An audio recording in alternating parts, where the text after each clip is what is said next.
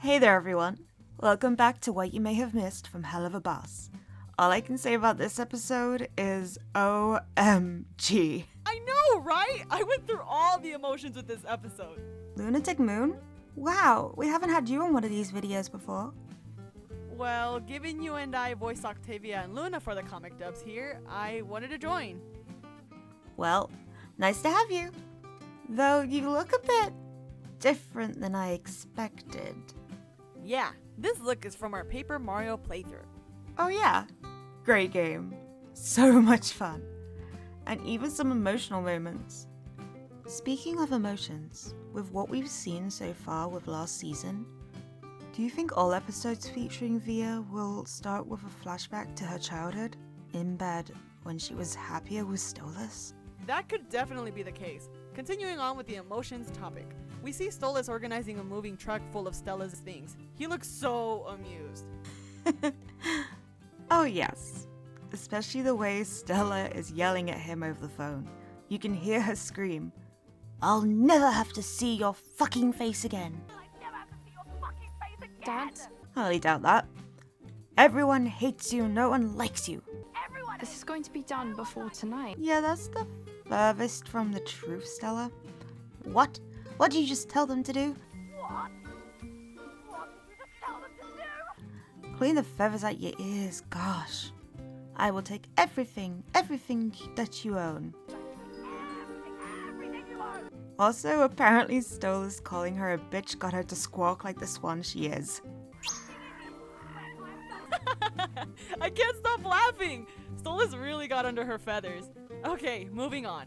Up next is Blitz's calendar. You only get a second to look at it, so we did the work to gather all the important dates for you.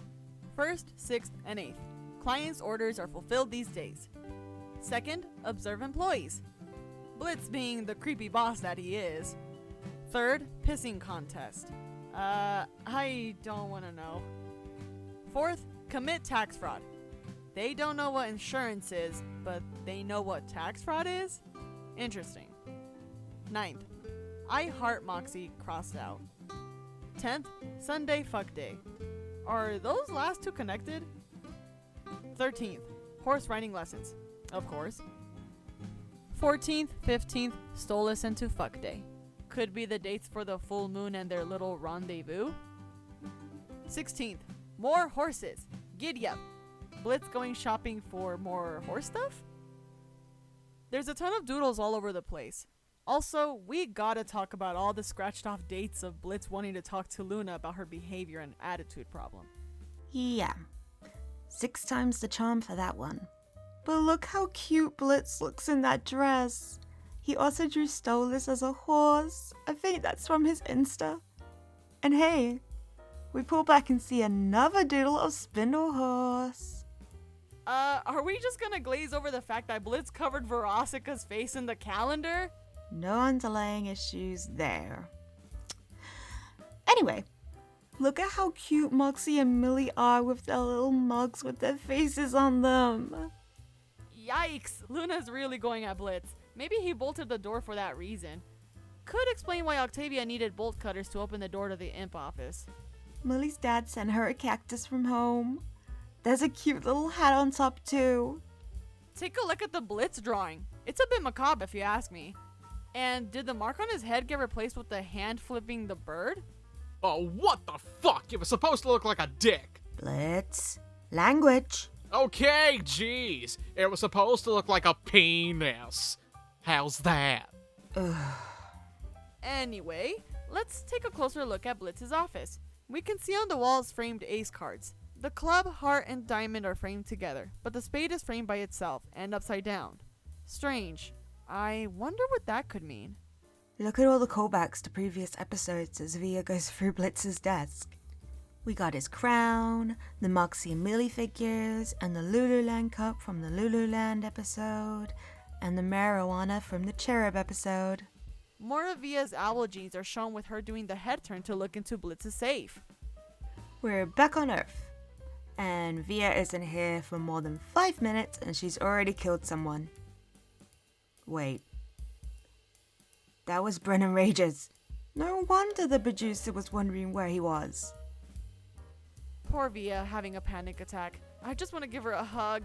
But to be fair, if I saw someone barf up a condom then get yelled at by a clown, I'd probably freak out too. Luna? Have you seen this creepy kid with the possum backpack through this episode? He makes 3 appearances. Low-key, I want his backpack though, and a gif of that kid. Perfect reaction material. Okay, the team is in LA, and the portal opened up to a very graphic alleyway. There's a lot of cool graffiti art covering the walls. I wonder how long it took people to do that. There's a dead body. Great. Honestly, that's not surprising. Did you take a look at the public health notices across the city about LA water? It's mostly acid and sewer water. Disgusting! Stolas has no issue drinking it though, which is completely understandable given hellborns can't die the same way humans could. We have more of Blitz's doodles. Everyone looks so cute and dapper in their disguises. Speaking of disguises, hot damn, Stolas looks good. I love that he was able to find a pair of red sunglasses to simulate his second pair of eyes. Moxie and Millie are doing just fine being their normal selves. Wait, what the heck is he doing to that squirrel? Oh, the same tour guide from the Cherub episode is also doing Star Tours. And that's totally gotta be Kieran Kanye on the tour, right? Possibly Jeffree Star too. And wait a minute. Is that... Oh, come on, really? Not sure what's weirder, that or this crazy art stand. First, who puts a realistic painting of a sidewalk on the sidewalk that's in the painting? You're asking for someone to trip into it, dude. Seriously. There's also plenty of crazy references here, like the Mona Lisa, a Naruto cat, a Hatsune Miku bunny girl, what looks like a Sonic the Hedgehog OC, and while I know it's a different animal, does this cat kind of remind anyone else of another animal in red we've seen from Vivzy? Knowing her, this could easily be a nod to JJ from Zootopia, and Vivzy's now unlisted Die Young music video. Yeah, some of the art is crazy. Like, what's with the titty palm trees? He's got keychains everywhere of them. And what looks like either an inflatable or a plush of one. He's tapping into a new market, I'm sure. Then there's the buff, goth-haired wolf keychain. Did Ashley Nichols work on this episode? Just kidding. We love you, Ashley. But seriously, whoever designed these Varoska keychains has opened up a wormhole. Vivzy better add these to the store. I need one. Oh my gosh, I want one! It looks so cute and squishy! Hey Blitz, how did you pay for your new costume if Moxie and Millie had to work for money to buy a demo? Oh yeah, that little costume shop of horrors place was bombing hard. They were literally just giving shit away. Believe it or not, they even had a mask of Stolas in there. Wait, how the fuck? Well, it looks, good on you. Yeah, thanks. Even if I do look like Brennan Ragers, whoever the fuck that is.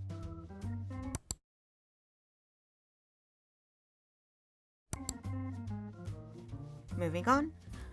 I think I lost my appetite looking at the Rotten's tomato fruit snacks. The fact that even the company questions it on the bag, the little pop-up here hits the mark. Ads by Gaggle. Yeah, these snacks make me want to gag. Look at the Star Owl souvenir shop. There are so many cool things in the window. We can see a Lovey doll, a reference to Pennywise and or Annabelle. There's even a warning label on it. Maybe even a nod to Chucky with the "wanna play" line on the side. Oh, Ouija board. I'll admit, a good play on Ouija board. Bird skulls! Horse statue. Blitz would go nuts for that. Don't tell him. A typical looking Asian mythos inspired mask. Pretty standard for a shop like this.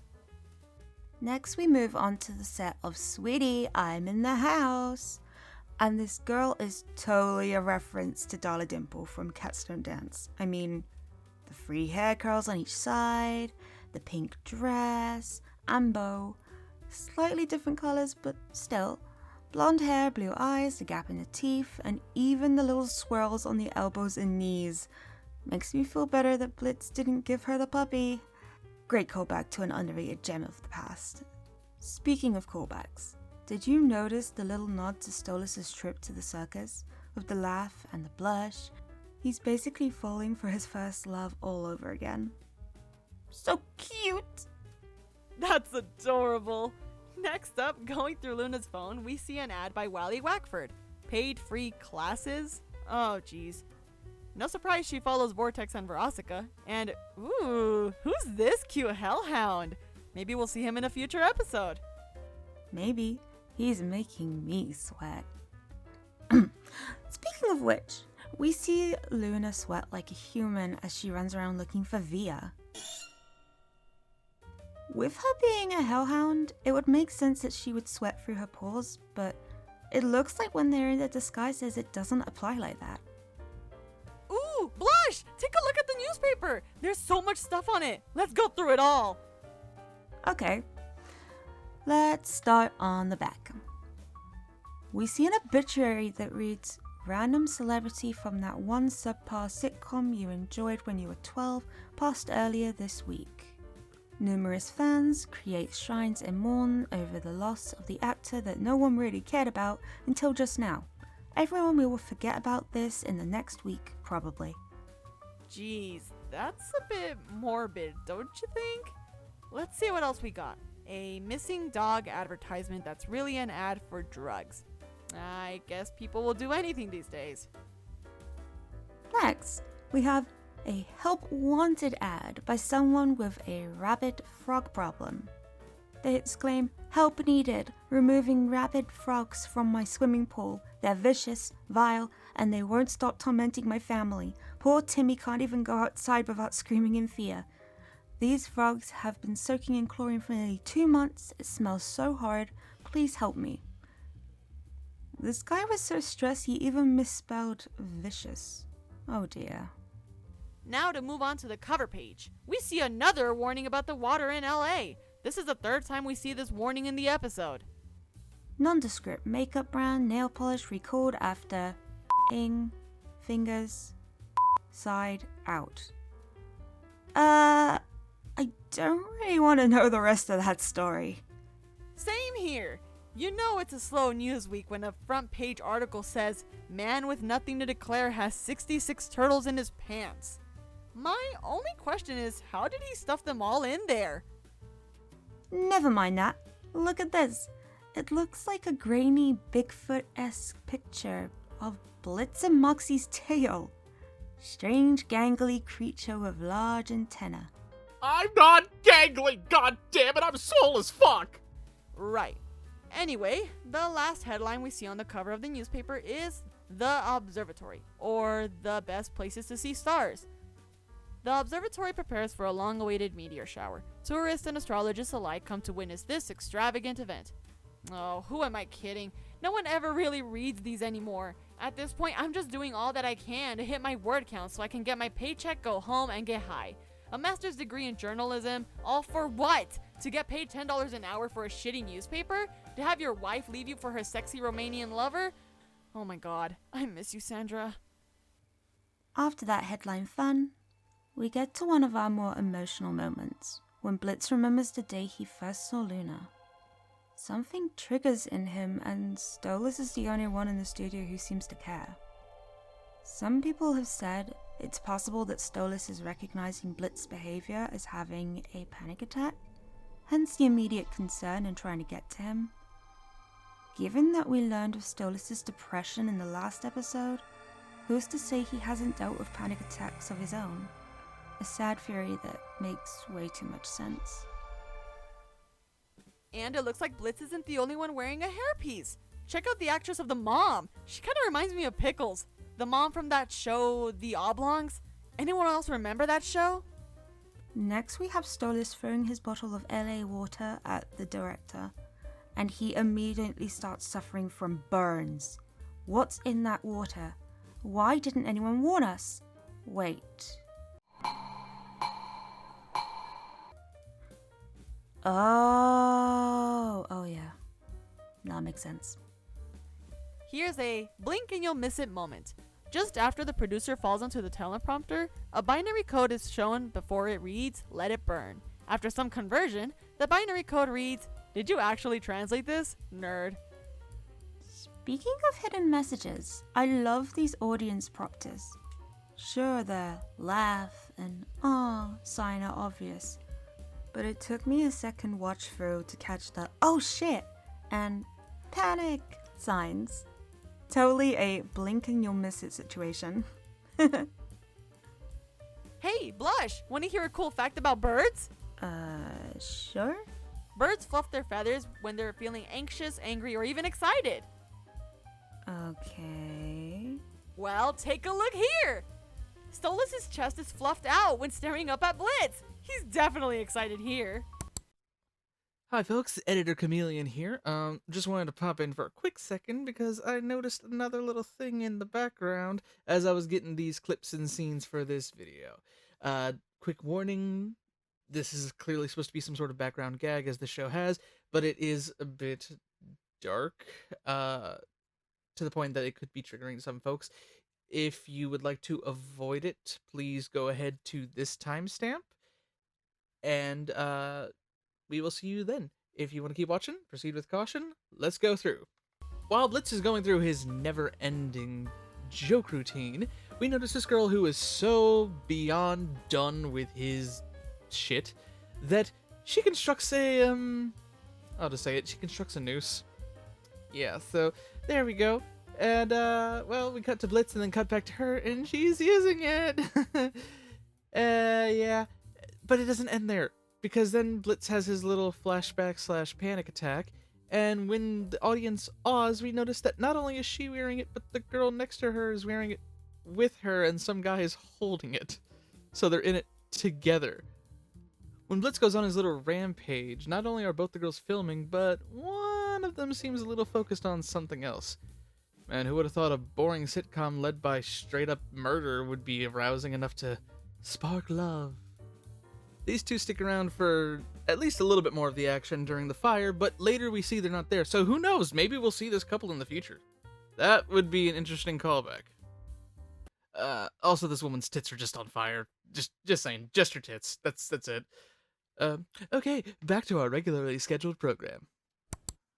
After all that craziness, we get another quiet moment.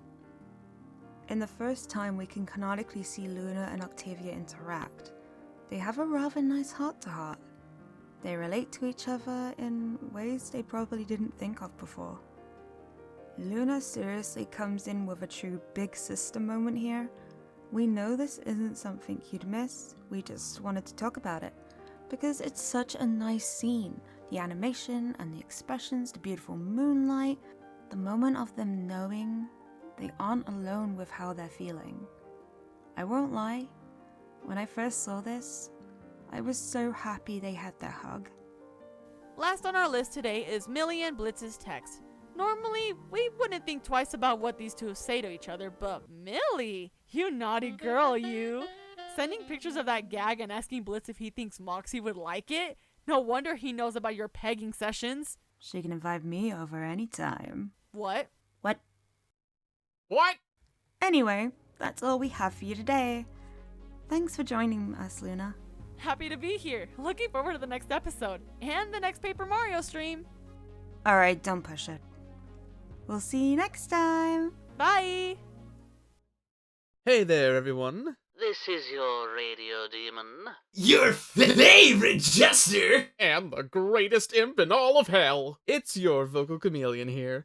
Just wanted to thank you so much for watching this video. We hope you liked it, and if you did, there's lots of ways you can support us. If you're a fan of our memes and streams, we have lots of crazy merch, with plenty more to come.